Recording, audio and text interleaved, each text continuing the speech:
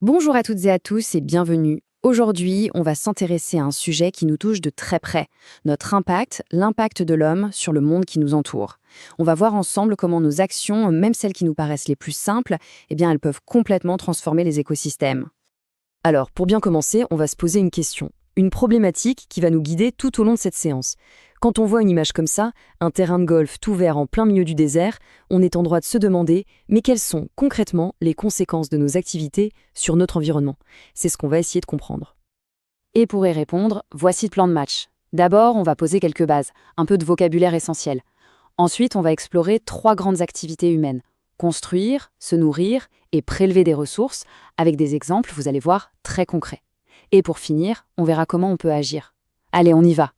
Bon, avant de plonger dans des exemples précis, c'est super important de s'assurer qu'on parle bien tous de la même chose. On va donc définir 2 mots-clés qui sont vraiment les fondations pour tout comprendre. Le premier mot, c'est écosystème. Alors, un écosystème, pour faire simple, imaginez une immense colocation. D'un côté, il y a les êtres vivants, les animaux, les plantes, les champignons, et de l'autre, il y a leur lieu de vie, leur environnement, avec le climat, le type de sol, la présence d'eau. Tout ce petit monde vit ensemble, interagit, et surtout, dépend les uns des autres. C'est un équilibre, et il est souvent fragile. Le deuxième mot, c'est biodiversité. C'est tout simplement la variété, la richesse des espèces vivantes dans un milieu.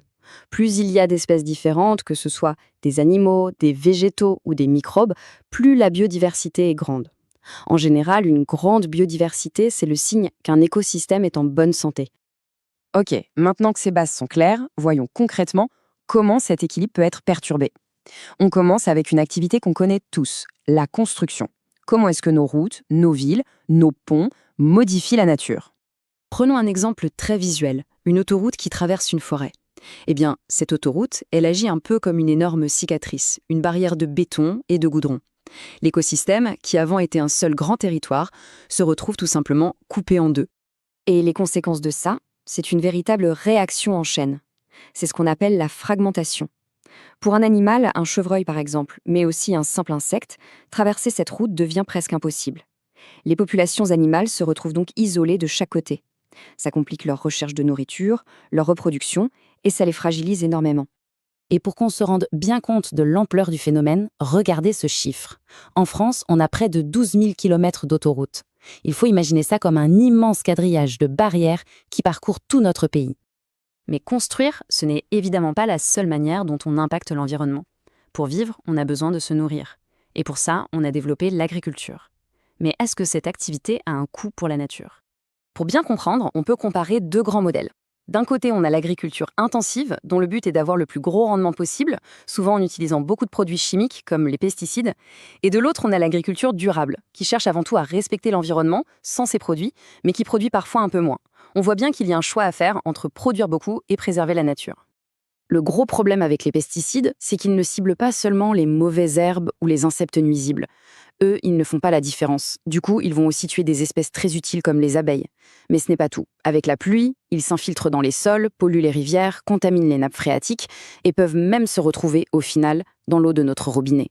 Une action locale a donc des conséquences qui peuvent aller très, très loin. On arrive maintenant à notre 3e et dernier exemple, et c'est sans doute le plus spectaculaire.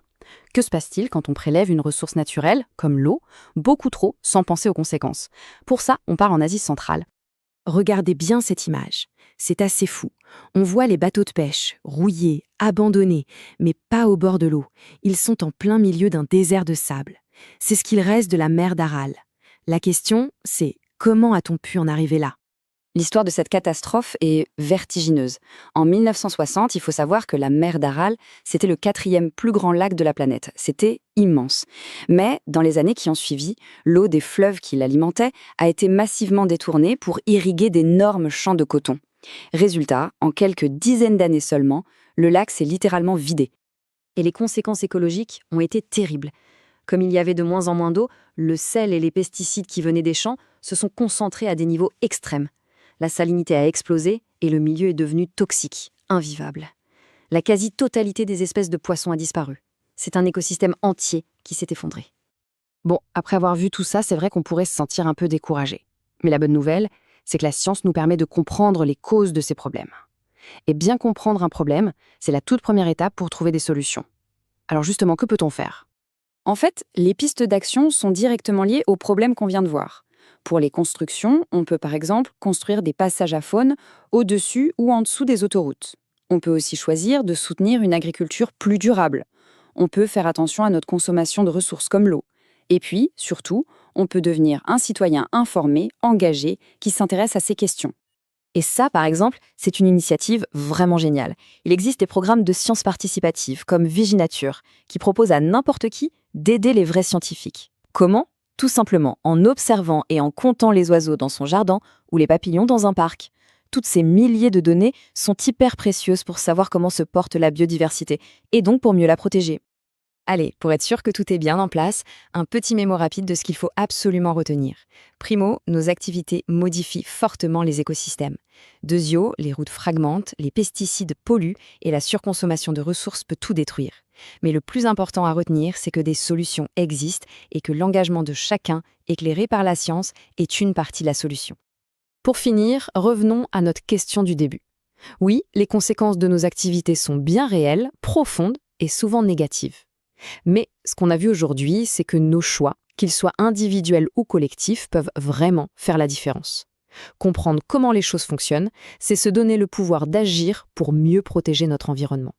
Voilà, cette explication est terminée. Si ça vous a aidé à mieux comprendre, n'hésitez pas à mettre un pouce bleu et bien sûr à vous abonner pour ne pas rater les prochaines vidéos. Merci beaucoup et à très bientôt.